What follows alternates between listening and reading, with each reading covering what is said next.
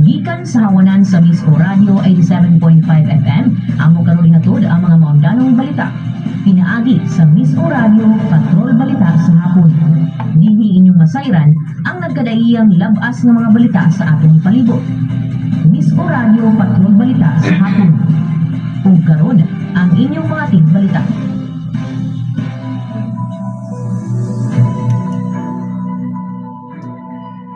Mayong hapon Misamis Oriental, tibok nasud ingon man na tibok kalibutan nga naabot sa atong sibiyahan. Adlong Biyernes karon Marso 6, tuig 2026. Nagapaminaw kamo sa Miss O Radio 87.5 News FM. Kini tigbalita Miss Or Step Berganyo alang sa Miss O Radio Patrol Balita sa hapon. Kini mga nagunang balita karong orasa. Sa balita sa paugnat sa kusog.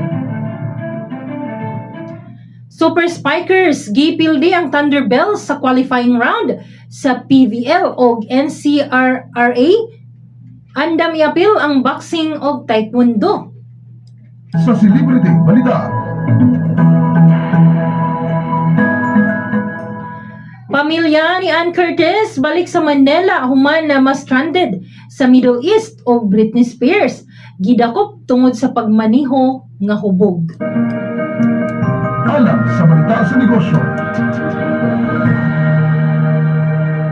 43 million pesos nga tax liability na mugna sa massive raid batok illicit cigarettes o BTR o IMF nagtigom alang sa reforma sa panalapi.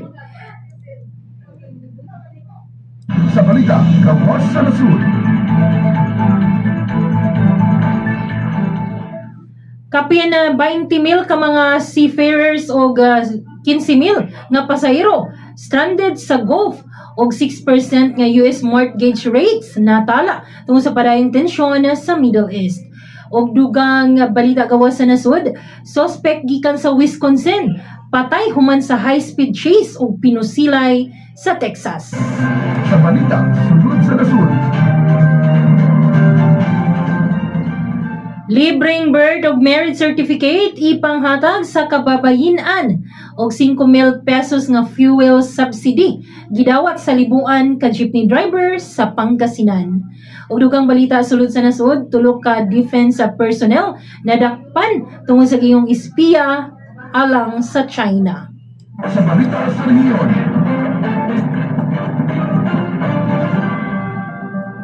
Crime rate sa Camiguin adunay pagsaka og upat ka high-powered firearms sa gi-turnover sa kanhi NPA sa Bukidnon. Og fish pond operators midawat sa libreng fingerlings og prawn fry gikan sa Pagro, Lanao del Norte. Alam sa balitang lokal.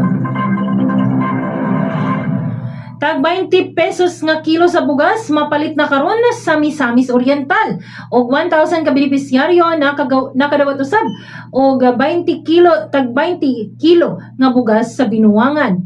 Dugang balitang lokal tambal sa legal caravan gipahigayon sa Balingasag. Sa pulis balita.